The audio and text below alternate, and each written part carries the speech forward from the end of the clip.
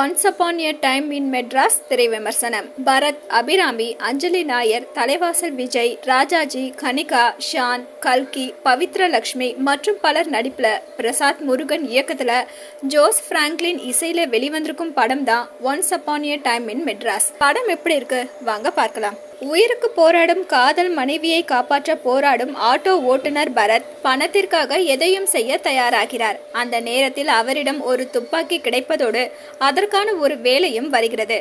தன் மனைவிக்காக அந்த வேலையை செய்தாரா இல்லையா என்பது ஒரு கதை. கணவர் இல்லாமல் தனி ஆளாக தன் மகனை வளர்க்கும் துப்புரவு தொழிலாளி அபிராமிக்கு மகனை மருத்துவம் படிக்க வைக்க வேண்டும் என்ற ஆசை. ஆனால் அவரது மகன் மனதளவில் பெண்ணாக மாறிக்கொண்டிருப்பதை அறிந்த அபிராமி மகனாக இருந்தவரை மகளாக அரவணைப்பதோடு மகளை மருத்துவராக்கும் ஆசையை மாற்றிக்கொள்ளாமல் பயணிக்கிறார். இதனால் அவர் கடனாளி ஆகிவிட கடன் கொடுத்தவர் வட்டி கேட்டு மிரட்டுவதோடு அவரது மகனாக பிறந்து மகளாக மாறியவருக்கு தொல்லையும் கொடுக்கிறார். கடனை திருப்பி கொடுக்க என்ன செய்வதென்று தெரியாமல் தவிக்கும் அபிராமியிடம் ஒரு துப்பாக்கி கிடைக்க அதன் மூலம் தன் பிரச்சனையை தீர்த்து கொள்ள முயற்சிக்கிறார். அது முடிந்ததா என்பது மற்றொரு கதை. படித்து பெரிய வேலையில் சேர்ந்து சொந்த காலில் நிற்க வேண்டும் என்று ஆசைப்படும் அஞ்சலி நாயருக்கு வீட்டில் திடீர் திருமணம் செய்து வைத்து விடுகிறார்கள். திருமணம் ஆனால் என்ன, ஆசைப்பட்டபடி வேலைக்கு செல்லலாம் என்று அவர் நினைக்கும் போது கர்ப்பம் அடைந்து விடுகிறார். ஆனால் அந்த கர்ப்பத்திற்கு தன் கணவர் காரணம் அல்ல என்ற உண்மையை தெரிந்து கொள்வதோடு திருமணம் என்ற பெயரில் தான் சதி வலையில் சிக்கியிருப்பதையும் அறிந்து கொள்கிறார்.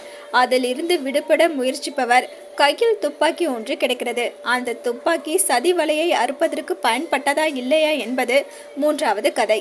சாதி வெறி பிடித்த தலைவாசல் விஜயின் மகள் பவித்ரா லட்சுமி வேறு சாதியை சேர்ந்தவரை காதலி. விஷயம் அறிந்தவர் மகளுக்கு அன்பாக அறிவுரை சொல்லிவிட்டு ஜாதி பஞ்சாயத்திற்கு செல்லும் போது அவருக்கே தெரியாமல் அவர் காரில் துப்பாக்கி ஒன்று பயணிக்கிறது.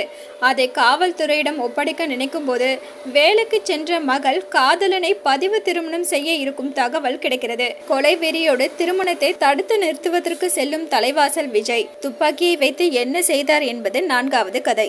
எந்தவித தொடர்பும் இல்லாமல் பயணிக்கும் 4 கதைகளையும் தொடர்பு படுத்தும் அந்த துப்பாக்கி இவர்களிடம் எப்படி கிடைத்தது, அதன் மூலம் இவர்களின் வாழ்க்கை எத்தகைய மாறுதல்களை சந்திக்கிறது என்பதை நான் லீனர் முறையில் சொல்வதுதான் once upon a time in Madras. உயிருக்கு போராடும் மனைவியை காப்பாற்ற பணத்திற்காக அலையும் பரத் தனது அவல நிலையை வெளிப்படுத்தும் போது இதயத்தை கனக்க செய்கிறது.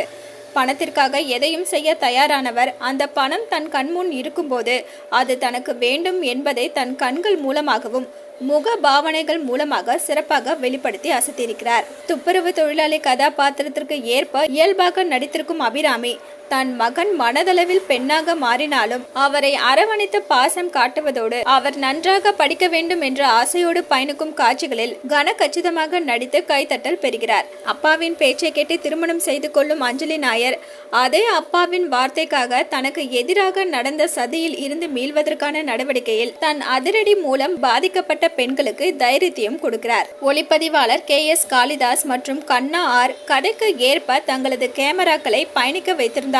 தங்கள் பணியில் சற்று கூடுதல் கவனம் செலுத்தியிருக்கலாம். இசையமைப்பாளர் ஜோஸ் பிராங்க்லின் இசையில் பாடல்கள் குறிப்பிட்டு சொல்லும்படி இல்லை என்றாலும் பின்னணி இசையில் குறையில்லை.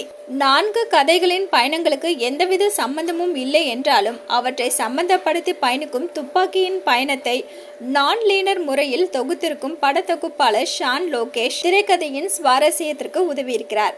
உண்மை சம்பவம் ஒன்றை மையக்கருவாக வைத்துக்கொண்டு இயக்குனர் பிரசாத் முருகன் அமைத்திருக்கும் திரைக்கதையின் பயணம் சுவாரஸ்யமாக இருப்பதோடு 4 கதைகளையும் நகர்த்திய விதம் அடுத்தது என்ன என்ற கேள்வியோடு பார்வையாளர்களை படத்துடன் ஒன்றிவிட செய்து விடுகிறது. துப்பாக்கி ஒன்றை மைய புள்ளியாக வைத்துக்கொண்டு சமூக அக்கறையோடு திரைக்கதை மற்றும் காட்சிகளை வடிவமைத்திருக்கும் இயக்குனர் பிரசாத் முருகன் பொருளாதார ரீதியாக தனக்கென்று வரையறுக்கப்பட்ட எல்லையில் அனைவரையும் திருப்திப்படுத்த முயற்சித்திருக்கிறார்.